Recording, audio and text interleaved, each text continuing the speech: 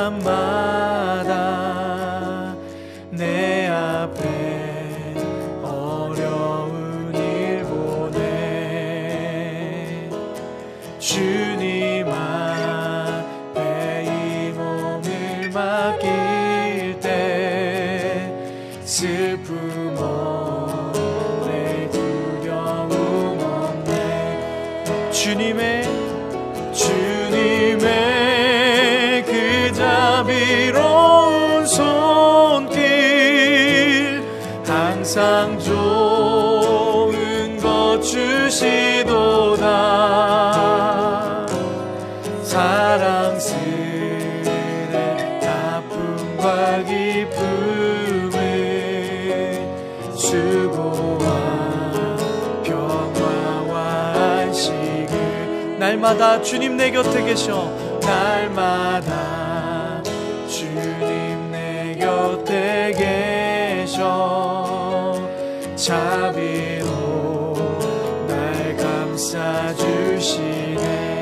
주님 앞에 이 몸을 맡길 때 힘주시네 위로함 주네 어린 나를 품에 안으시사 어린 나를 품에 안으시사 항상 평안함 주시도다 내가 숨을 쉬는 동안 살피신다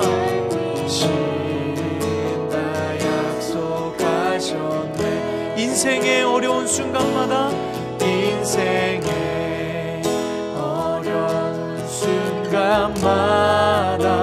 주님 약속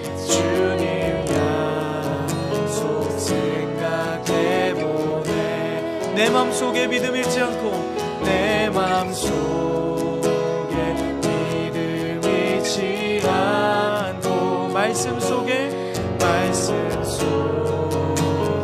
위로를 얻네 아멘 주님의 도우심을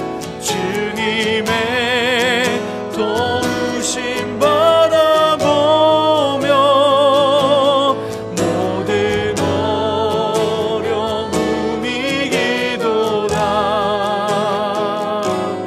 흘러가는 순간순간마다 주님 약속 새겨봅니다 한 번 더 주님의 도우심 바라보며 주님의 도우심 바라보며 모든 어려움 이기도다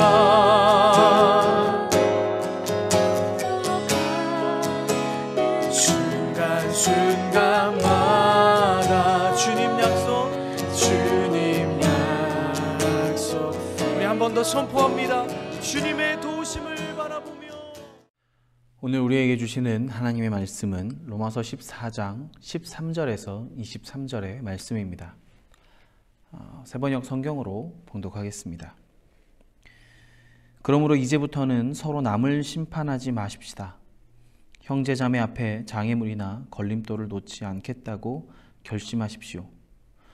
내가 주 예수 안에서 알고 또 확신하는 것은 이것입니다. 무엇이든지 그 자체로 부정한 것은 없고 다만 부정하다고 여기는 그 사람에게는 부정한 것입니다.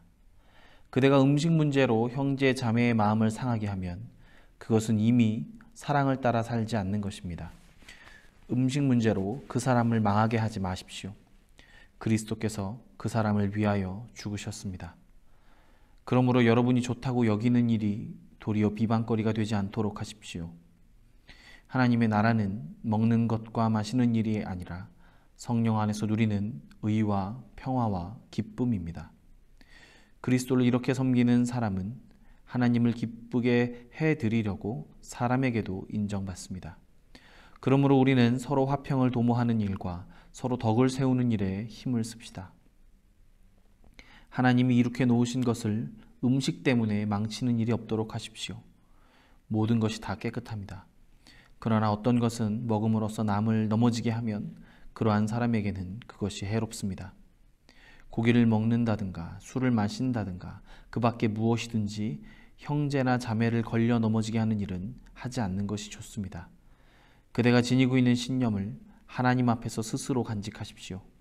자기가 옳다고 생각하는 일을 하면서 자기를 정죄하지 않는 사람은 복이 있습니다. 의심을 하면서 먹는 사람은 이미 단죄를 받은 것입니다.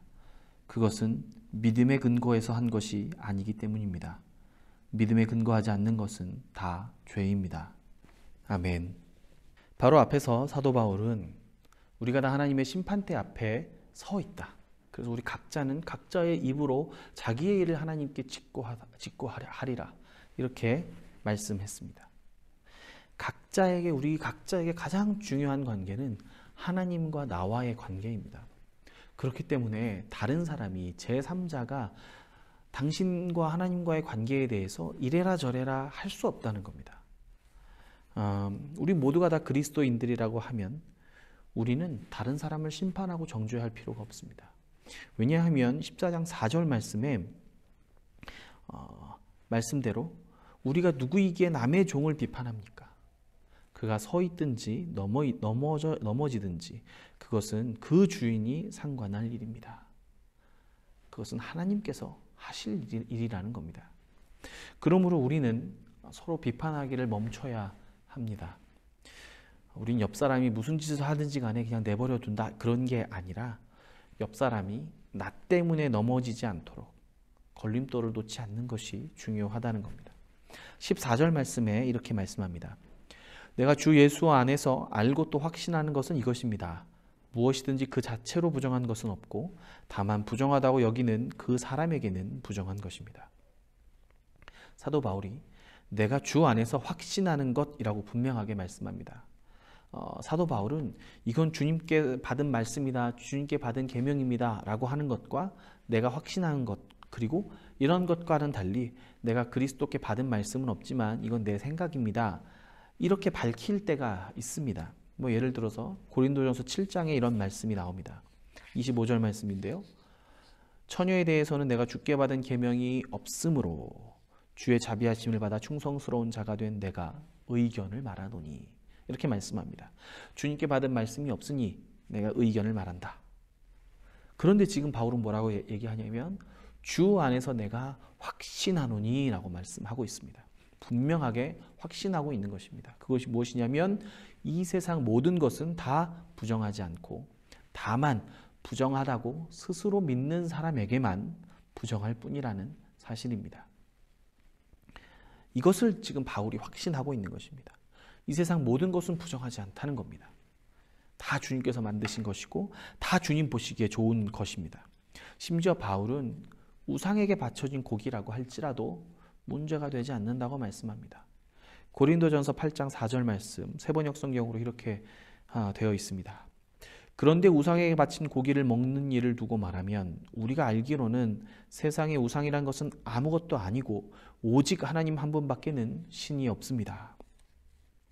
이 세상의 하나님은 한 분뿐이시고 우상은 아무것도 아니니 우상에게 바쳐진 고기를 먹으나 안 먹으나 차이가 없다는 것입니다. 다만 우상을 숭배하는 관습을 따라서 그 의미를 새기면서 이 제사 의식에 내가 알고 있고 그럴 때 그 고기를 먹으면 그 마음이 약해지고 더러워지는 것이라고 말씀합니다. 이것을 바울이 확신하고 있는 것입니다. 세상에 처음부터 더러운 것은 없습니다. 심지어 우상에게 바쳐진 것이라고 할지라도 우상이 아무것도 아니니 더럽지 않습니다. 하지만 내가 그것이 스스로 부정하다고 알고 있고 믿고 있는다면 그것은 부정한 것이 됩니다. 그래서 14장 마지막 구절에 사도 바울은 이렇게 선언합니다. 의심을 하면서 먹는 사람은 이미 단죄를 받은 것입니다. 그것은 믿음의 근거에서 한 것이 아니기 때문입니다. 믿음에 근거하지 않는 것은 다 죄입니다. 이제 죄의 기준이 바뀌었습니다. 성경에 쓰여 있는 대로 하느냐 안 하느냐, 이걸 뭐라고 하느냐면 율법대로 하느냐 안 하느냐가 아니라 우리 각자가 믿음에 근거하여 행동해야 된다는 말입니다. 믿음을 따르지 않는 모든 것이 다 죄라고 분명하게 말씀합니다. 이 말씀을 제가 묵상하면서 들었던 생각은 우리 각자가 하나님 앞에 짓고 하는 관계를 토대로 이 말씀을 이해할 수 있겠다는 생각이 들었습니다. 무슨 말이냐면 우리가 다 각자 하나님의 종이고 다 각자 하나님께 판단을 받을 것이고 다 각자 마음과 뜻과 정성을 다해서 하나님을 사랑하는 사명을 받았습니다. 그래서 각자 마음속에 있는 각자의 믿음은 옆에서 다른 사람이 도와줄 수 없는 부분입니다. 또 그것을 하나님께서 원하시는 것은 아닐까? 그런 생각이 들었습니다. 왜냐하면 우리 일상 관계에서 제게 아주 소중한 사람, 예를 들어서 우리 아내에 관한 이야기를 다른 사람을 통해서 듣고 싶지는 않는 겁니다.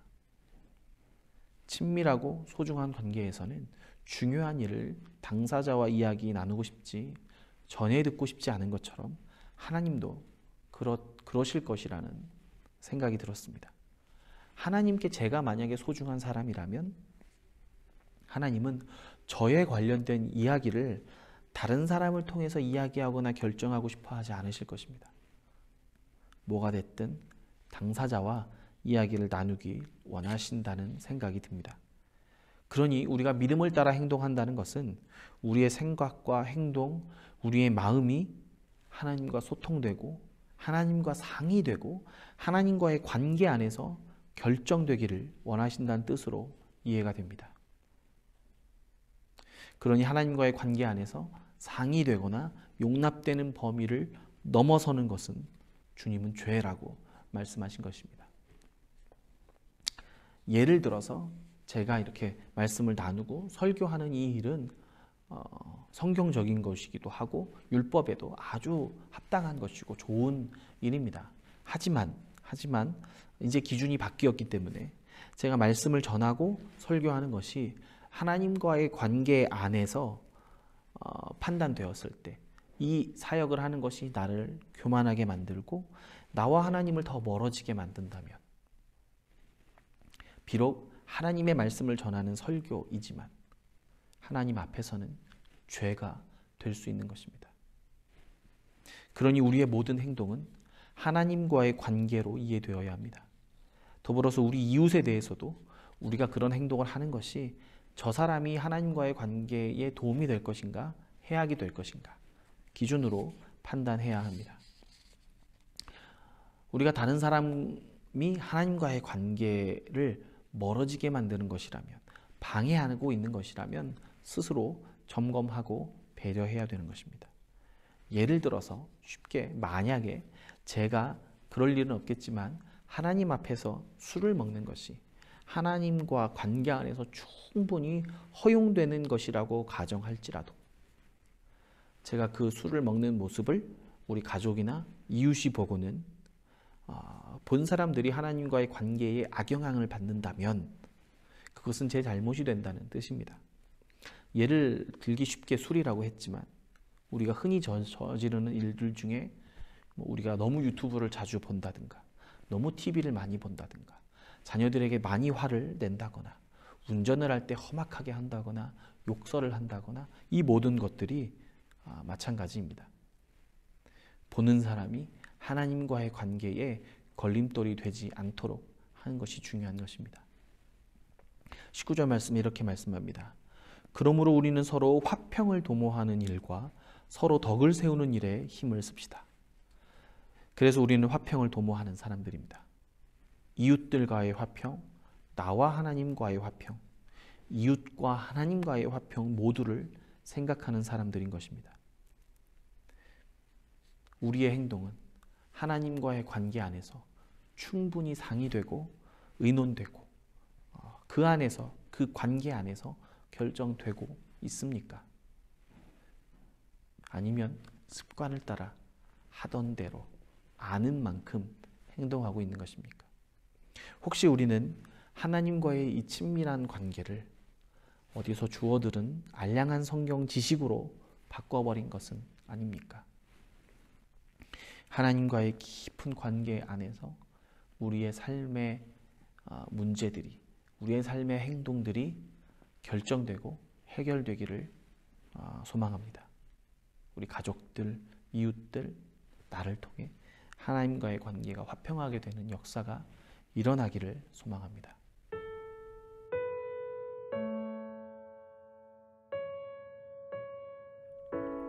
오늘 말씀을 묵상하고 또 준비하면서 제가 묵상 질문을 오늘 나 하나님과 나와의 관계를 한번 숫자로 1점부터 10점까지 표현해 본다면 어떨까 이렇게 한번 생각을 하면서 좀 스스로 점검하는 질문을 준비해 봤는데요. 목사님은 스스로 이렇게 혹시 오늘 돌아보시면서 생각하시면 몇 점 정도 되는 것 같으세요?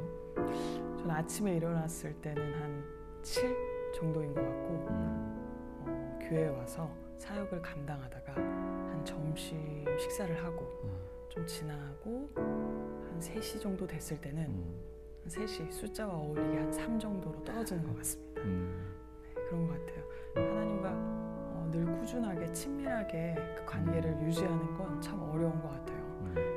저의 행동이나 표정이나 이런 것들을 보면 또 그리고 제가 생각하는 것 말씀과 같이 주님과 교제하는 것들을 정말 판단할 수 있는 기준은 그런 것들인 것 같아요. 뭐 주여 주여를 외치고 기도하고 설교도 하지만 제 안에서 주님과의 교제 그리고 관계의 간격이 그렇게 오락가락 하는 걸 보면 참 부끄러운 것 같습니다. 네. 저는 좀 최근에 좀 많이 점수가 좀 낮았다가 2점, 3점, 1점 이렇게 왔다가 요즘에 조금 마음에 간절한 뭐 이런 것, 기도 제목들이 생기고 하면서 좀 이렇게 많이 하나님을 찾게 돼서 5점 정도 이상으로 이렇게 조금씩 올라가고 있는 게 아닌가. 요즘 회복 중에 있습니다. 그래서 돌아보면서 하나님이 기뻐하시는 삶이 되는 것이 참 여기에 달려 있구나 이런 생각을 좀 했습니다. 같이 잠깐 기도하겠습니다. 하나님, 오늘 하루 말씀으로 묵상하며 시작하는 이 시간을 통해서 우리가 하나님과의 관계가 깊이 진행되는, 깊이 우리 하나님과의 관계 가운데 들어가는 시간 되게 역사하여 주옵소서. 우리의 삶 속에 유일한 기준 되신 하나님과의 관계 가운데 거하게 하여 주옵소서. 감사드리며 예수님 이름으로 기도합니다. 아멘.